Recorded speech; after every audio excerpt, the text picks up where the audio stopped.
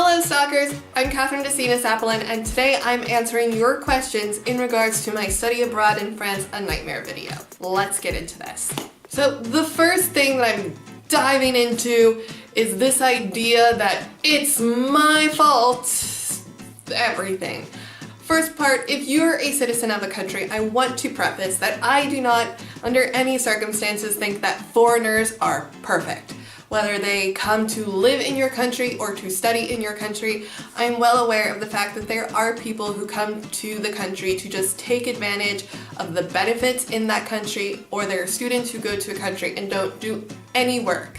However, I would like to think that I wasn't either of these. I went to France because I wanted to learn the French language and improve that so that I could speak to French people and get to know them and learn about French history and culture and social norms. I really don't consider what happened to me and the interactions that I had with people my fault, because if someone asks me where I'm from and I answer United States, if the first thing out of their mouth is negative or an insult, that's not on me, that's on them. Number two is this idea that at this point I should be able to admit that going to France was a mistake.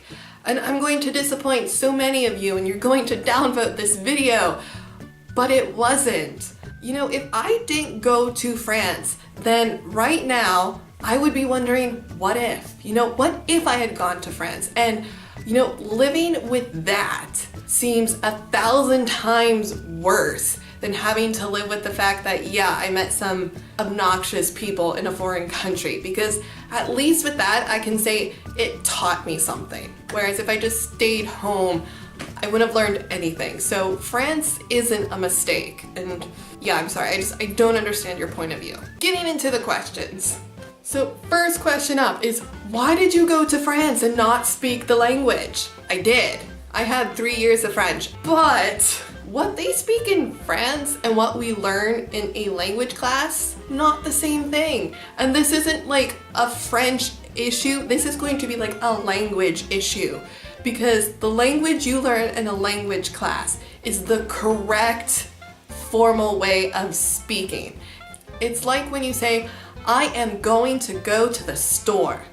That's great, that's grammatically correct, it's a perfectly good sentence, except nobody is ever going to say, I am going to go to the store. They're gonna say, I'm gonna go to the store, and they're gonna shorten it, and something that was 6 syllables gets turned into 3, and they do the exact same thing in France. So it wasn't a matter of me not being able to speak the language, it was getting people to actually speak French the proper way, saying all the letters and saying all the words and not having them eat them up. And some people just weren't patient and didn't want to do that. And so when it came to my fellow students, they were more than willing to slow down their cadence to say all the words, but people like the teachers or the school or anybody else, no.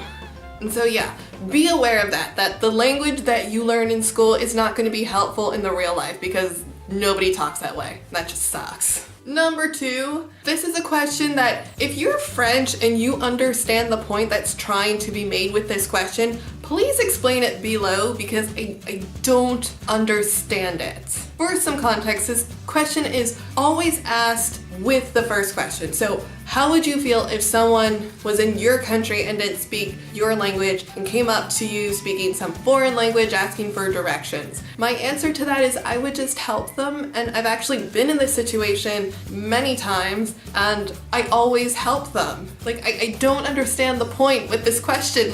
Why would you help them? I mean, I totally get it's a pain in the butt to help them, and it's not like I want people to come up and be like, hey, how do you get here? Or how do you go there? But it's the right thing to do. You're supposed to help them. I don't know.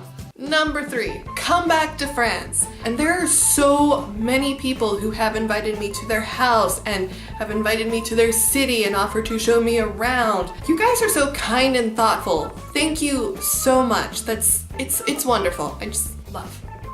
I hope good things happen to you today.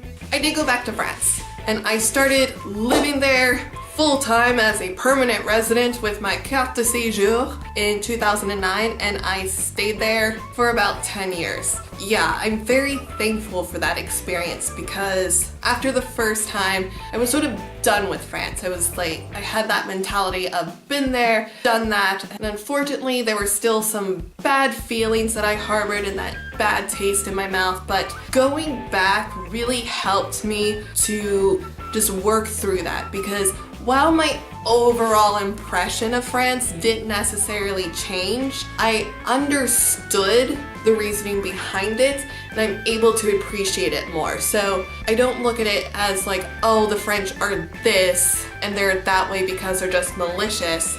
It's the French are like this, it's part of their culture, it's part of their charm. They don't mean it in a malicious way, they're kind-hearted and they're very thoughtful. It's just, it's different. Number 4. Where are you now? We left France last year and we have moved to Belgium, and I live in West Flanders. Hello from West Flanders, which I'm told is like the worst province because of the accent. Although I did get a nice compliment that apparently I'm picking up the accent, so that's bittersweet, I guess. We live in this small town called Poperingen, which is known for hops, which is great because Belgium is known for beer. And so I live in the hop capital of Belgium. So if you have a question, ask it below and I will answer it in a future video. Give this video a thumbs up if you liked it, hit that subscribe button, ring the bell for notifications. You can follow me on Twitter. All my social links are in the description below, and I will see you guys in the next video. Tootsies, may applezines. Hello stalkers, I'm Kathryn Sapplin, your beer not the beer mistress today. I can't talk right now. Why can't I speak? Woulda, coulda, shoulda. I cannot speak today, boo. What was I gonna say? I messed up.